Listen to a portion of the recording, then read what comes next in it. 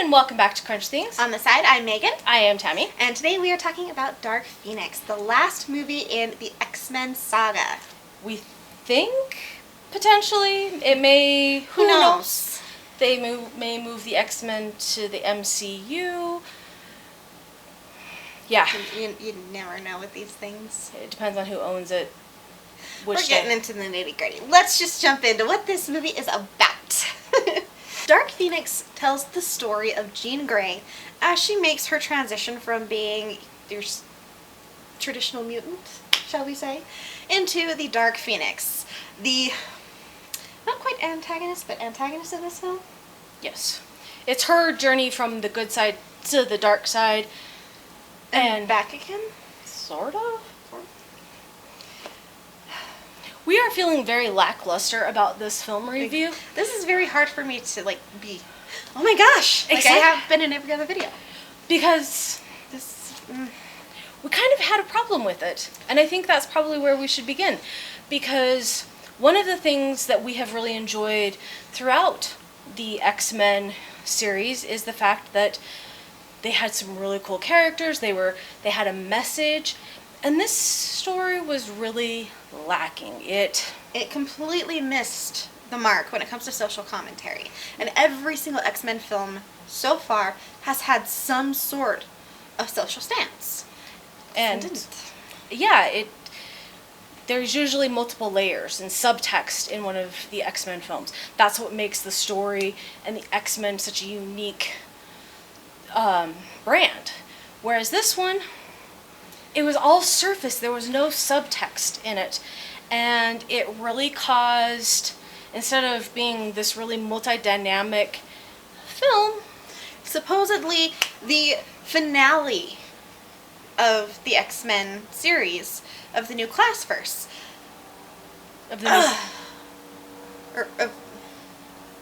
supposed to be the finale of the first class reimagining with McAvoy and Michael Fassbender and all of those guys. Exactly. The problem with this one is that they had all of the ingredients. You had Sophie Turner. She's great. She just came off of Game of Thrones, and I have, granted, only seen a few episodes of Game of Thrones at this point, but I really liked her so far in Game of Thrones. She, unfortunately, is not a kind of actress who can express the minutiae with her face. And that's all this film tried to do. Right. We had some great performances. Michael Fassbender is spectacular. He was able to layer so many things into his performance. But unfortunately, this film is not about Magneto. It's not. It's not. And maybe it should have been. Maybe. One thing I do want to bring up about the decisions that were made behind the screen here is in the trailers, they alluded to a specific event happening. They kind of pretty much told everybody, oh, this is going to happen. What should have been one of the most pivotal points of the movie was lackluster. Because we kind of already saw it coming. We saw it in the trailer. Yeah. There was things in the trailer that we didn't see in the film that we were looking forward to. Like when Jean is visiting Magneto and they're talking about what's going on with her, and she says it feels good when she loses control. They took that out. That would have added a whole nother layer, a whole nother dynamic to her character that they totally missed out on because they took it out. Yeah. We've been really frustrated with this film when we were working on our notes to talk about it with you. When you have so much potential and you know that the story has a rich background, the Dark Phoenix story is really layered, and we start seeing all of the different incarnations of Jean Grey. I don't think that they have done Jean Grey's character any justice in either the original timeline or the new timeline, because the Dark Phoenix storyline is phenomenal in the comic books. But this is what we got. Yeah. One-note performance. None of the actors really had a lot of chemistry with each other, unless they were Jennifer Lawrence and Nicholas Hoult. And their exes. So... And Michael Fassbender with the idea of Jennifer Lawrence's character. That was chemistry right there. You could feel it. Yeah, none of the other characters, and even James McAvoy, who's been pretty consistently good in the other films, tanked. The problem, and we can't say that this is McAvoy's fault, because honestly I think it was the writing and the directing, but at the same time he has some responsibility for it. The thing with James McAvoy is his version of Xavier. I couldn't think of the word Xavier. It's been a long day. We're filming this at like 10 o'clock at night. Don't judge us. James, as Charles, is very different from Patrick Stewart's Charles. I mean, very, very different. But at the same time, you expect this one character out of everybody else to have this same core. yeah, In this latest version, it was gone. it was like an entirely different Charles. And everything that McAvoy had done up to that point meant nothing. Yeah. And that sucks. Yeah. There was like good CGI and But this special movie effects. isn't CGI. This Exactly. movie is not about the CGI. It CGI is supposed to add to and enhance the storytelling. It is not supposed to be the story. Exactly. And so there were a lot of things in the movie that we found that they had the right ingredients, but the cake burnt. The ratios were off. It was bad. It sank in the middle. You know, If you're a baker, you know exactly what I'm talking about. A little burnt around the edges. yeah. Not even edible, in my opinion. Now, that being said, there was a couple of things that I thought were interesting about this film. And mostly they were side characters. Ones that got very, very little screen time. Like, I really enjoyed the mutants on Magneto's Island.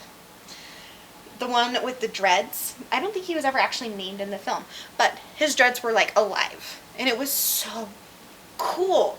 He had presence. He had, something that made him interesting to watch. Yeah. That's sad when a character who's in there for, barely there, has more of an impact on you than the main cast. Yeah.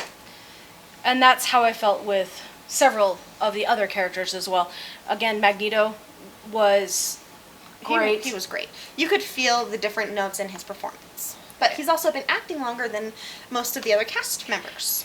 And that's where another disconnect comes in, is because all of these actors are supposed to play in their 30s and none of them are there yet. None. Okay, this movie took place in the 90s. We've seen this year what a Marvel movie set in the 90s is supposed to look like. Captain Marvel looked great. I might have inhaled a fly. I don't know. I don't think so, but I might have. When it came to the costuming, there are certain trends in the 90s that should have made it into this film. That definitely made it into Captain Marvel. But in this film, the wardrobe was very lackluster. There was nothing. There was, these were clothes you could get at the Gap. And I'm not saying that that's bad, but your main character should have something of note about her wardrobe.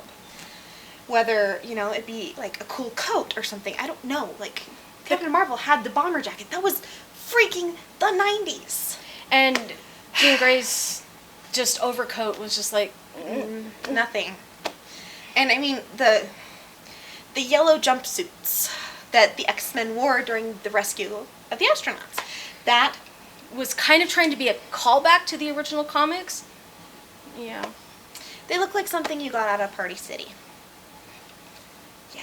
I realize how insulting that is to the wardrobe. And we feel bad. So bad. Yeah. So, okay, we got to talk about the director. And I wanted to give him all of the credit here. I am giving him all the credit, the bad credit, because this is his first time directing a feature film. He has written and produced so many amazing things. Logan, The Martian, a couple others that aren't coming to my mind at this particular moment in time. But I've really enjoyed those films that he's had a part in writing. This one, it was disappointing. Yeah. As a fan of the X-Men series, you go into certain films With expecting certain things.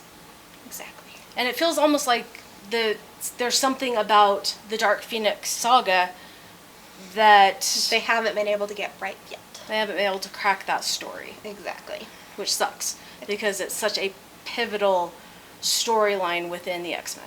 Exactly. Music. Hans Zimmer. When you hear a Hans Zimmer sound, you know what it is. I didn't know it was Hans I Zimmer. saw his name in the credits. Yeah. It's like, oh, I did not realize that this was Hans Zimmer. Mm-hmm. I can normally identify a Hans Zimmer film. Same way I can identify a John Williams. You know, there's that certain je ne sais quoi with it. Mm-hmm. It wasn't. This one didn't have it. And I walked out of the theater just kind of mad almost because I felt like they had done such a disservice to the fans. Yeah. They talked about how it's supposed to protect your family. They said it. Props for nailing the line in the script. But it didn't feel like it was family. A film that really, you saw the family was Shazam. The family, that entire film was wrapped up in the idea of family. It just happened to be a superhero film. This one, superhero film that says they're talking about family, but you don't feel it. You felt it more in Deadpool 2 with X-Force, and everybody died. I'm a little... Need to... So, overall, 2.5 stars. There was things that were good-ish. I'll watch it when I do my X-Men marathons.